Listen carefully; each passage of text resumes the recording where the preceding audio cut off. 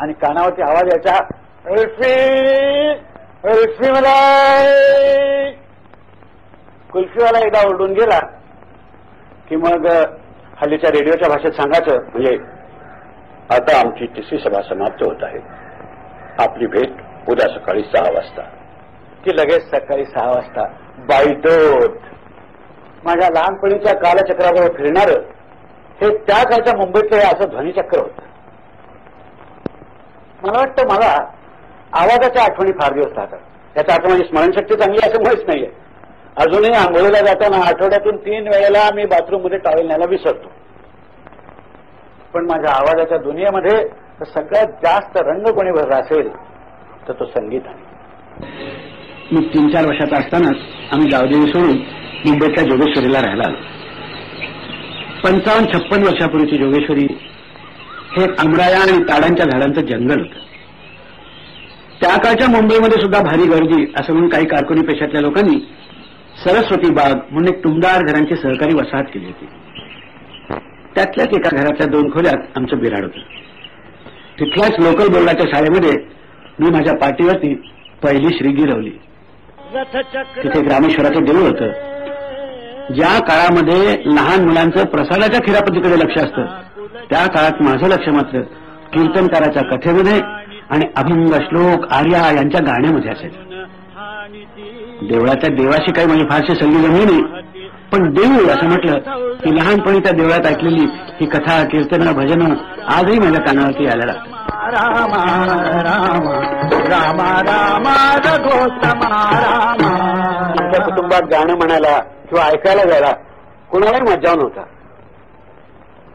माझी आजी तर कोकणी गाणी म्हणून आमची फार छान करमणूक करायची.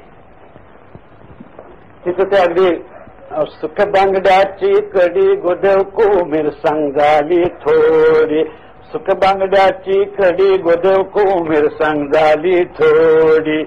हे किंवा माझी मावशी एक गाणी म्हणायची, चांग कोळ्याची म्हण आन आमान मका धार ओतून दिलेली, हे देवा धार ओतून दिलेली. कुठल्या तरी माहेर वाष्णीचं हे 40-50 वर्षापूर्वी ऐकलेलं गाणं मला अजून सुद्धा आठवतंय. पहिल्या महायुद्धाच्या वेळेला ब्रिटिश सोल्जरांचं गाणं अतिशय पॉप्युलर होतं. It's long long long long way to keep Ferrari वगैरे. सभोवताली माणसं बसून करमणुकीचे कार्यक्रम करायच्या माझ्या बहुरूपी कारकिर्दीची सुरुवात ही अशी वयाच्या 3ऱ्या-4थ्या वर्षी झाली. मग आम्ही पार्ल्याला राहायला आलो. आता आमच्या घरालाही 52 वर्ष लागलं. पार्ल्याच्या टिळक विद्यालयात नाव घातलं. इथे मला 2 गोष्टींचा लाभ झाला. एक म्हणजे पार्ल्याच्या टिळक मंदिरातल्या ग्रंथालयातली पुस्तकं आणि दुसरी म्हणजे माझ्या वडिलांनी माझी गाण्याची आवड पाहून मला आणून दिलेली बाजाची पेटी. पार्ल्याला एका लहानशा चिमुकल्या अशा खोलीमध्ये दत्तोपंत राजोपाध्ये मास्तरांचा पेटीचा क्लास होता. इथे माझं संगीताचं शिक्षण सुरू झालं. घरात संध्याकाळी जे काही पाण्यात पडेल ते खाल्लं की माझ्या धाकट्या भावाने तबला ठेका करायचा आणि माझं पेटी वाजत.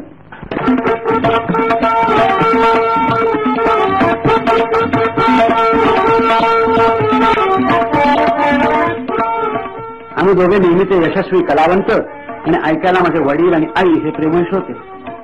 आणि वाजवायचं काय, बालगंधर्वांची गाणी.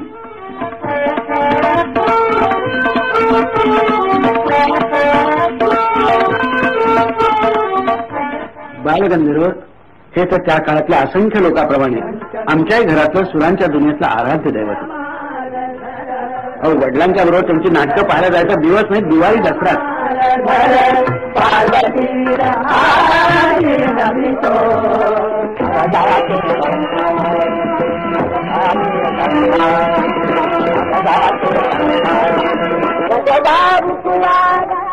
एकच प्याला, मानापमान, स्वयंवर, सौभद्र, संशय कल्लोळ. मग ती गाणी मामाने आणलेल्या पूर्वीच्या करण्यातून ती प्लेट झिजेपर्यंत ऐकायची आणि पेटीवर लगेच त्याच गाण्यांचा दणका.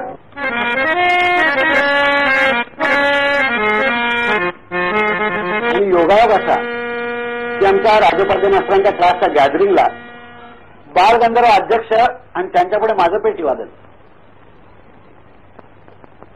मी पेटी वाजायला सुरुवात केली आणि बालगंधर्व मागे बसल्याच्या अध्यक्षस्थानी ते स्थान सोडून समोर येऊन मांडी घालून माझ्या पुढे बसले. मी दणकून वाजवायला सुरुवात केली.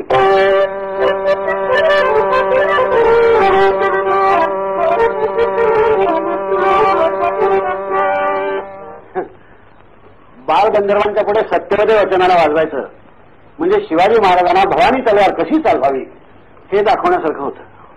पण एवढी अक्कल आम्हाला कुठे होती त्यावेळेला. बालगंधर्वांचं गाणं हा एक शब्दांनी व्यक्त करता येण्यासारखा अनुभव नाहीये. मला पुष्कळ लोक त्यासंबंधी विचारतात आणि मी देखील काहीतरी उत्तर देण्याचा प्रयत्न करतो. नारायणांचं गाणं दुसरं कोणी म्हटलं ना की काहीतरी त्याच्यातलं ओकं राहिलं असं आपल्याला वाटतं. म्हणजे बरोबर असतं, हिशोब पाहिला तर बरोबर असतं, चालीचं नोटेशन अगदी बरोबर असतं. पण ते आपण सगळेजण म्हणतो की त्या काळात ऐकलेले लोक सुद्धा, की त्या काळाच्या रेकॉर्ड आता ऐकणारे लोक सुद्धा, ते नाही बघ काहीतरी कमी आहे. तुम्ही सुद्धा विचार केला की काय कमी आहे. तर मला असं वाटलं की ती जी सुराची क्वालिटी होती की ज्याच्यामध्ये ते बारीक बारीक बारीक असे ते हे निघायचे ते. आणि दुसरं असं की नांदाचे सूर लावताना करताना ना असे बारीक बारीक बारीक बारीक त्याला असं काम नव्हतं. तुमच्या बायकांच्या लुगड्यांना पूर्वी दशा असत बघ. आता दशा लुगड्यांना असाच हा शब्द हल्लीच्या बायकांना कळणार नाही, हल्ली दशा निराळी. परंतु ते अशा ज्या दशा असत तशा असं तर सुरानं असं बरोबर काय होतं दशा असं. तर कुमार गंधर्वांनी एकदा चांगलं सांगितलं होतं. ते म्हणाले की नायनांच्या सुरातनं ते हालायला लागले म्हणजे कसे हालायचे, लहानपणीच्या कानाची धूल हलतात ना कसे हालायचे. इतकं सुंदर असं गाणं. एकच झालं हे सगळं नाटकाच्या कारणाने गायल्यामुळे असं वाटलं की नाटकातलं म्हणून चांगलं, पण ते नाटकातलं म्हणून सुद्धा चांगलं होतं, तेही चांगलं आहे. पण त्यांनी काय केलं, संगीतातल्या ज्या जाती होते ना बारक्या बारक्या जागा त्या आकारण नाही केल्या. म्हणजे आपली गायकी दाखवण्यासाठी नारायणराव बालगंधर्व कधी गायले नाही. कारण किती जरी झालं तरी रंगभूमीवरती जर आपण ते अप्लाइड म्युझिक म्हणाल असं होतं ना की त्या कारणाने आलेलं आहे. त्यामुळे आता दिसत मुखात मज नाव तरी कोरवा शिरावर अशी ती चाल आहे. नाव तरी कोरवा शिरावर नाही ना तिथे बारीक झालं बरं का. नाव तरी कोरवा कोरवा शिरावर कोरवा म्हणजे कोराने जे असतं ना मग असं ते संगीत तिथे काहीतरी सांगून जात होतं.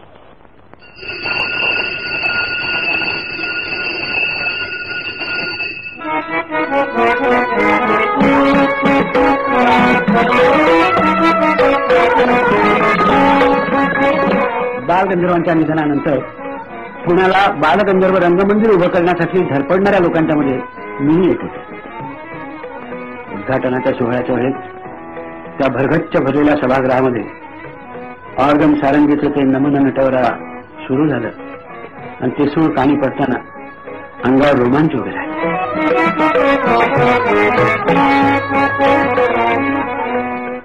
लहानपणी माझी पेटी ऐकताना बालगंधर्वांनी मान डोळवलेली पाहून माझ्या आई वडिलांना धन्यता वाटली तर त्याच्यात काही आश्चर्य नाही, साहजिकच आहे.